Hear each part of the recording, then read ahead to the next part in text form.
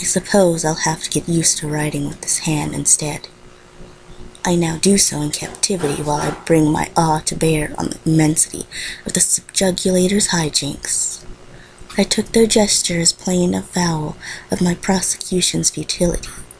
With a lone neophyte assigned to the task, how could I view it otherwise? I was sure they'd drawn from the bottom of their deck, not intending to squander more competent mercenaries on one who'd made a show of outclassing them all before. But I discovered too late that red glare was their wild card all along.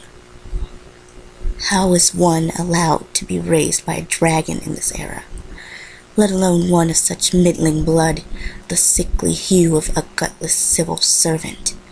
Those of her caste are typically pleased to mount a sluggish polar bear or some brainless squawking spleen fowl during petty expeditions to plaster seizure notices on gambling property.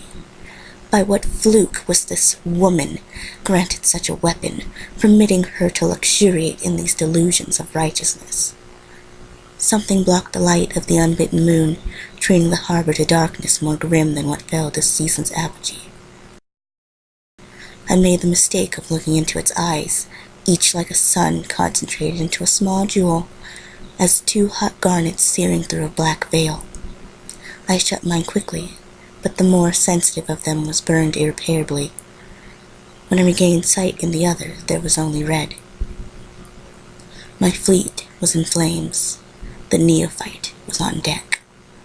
Pyrospite, she mentioned through her ridiculous forced grin. She wanted me to know the name of her beast, which was able to consume my Lucis whole.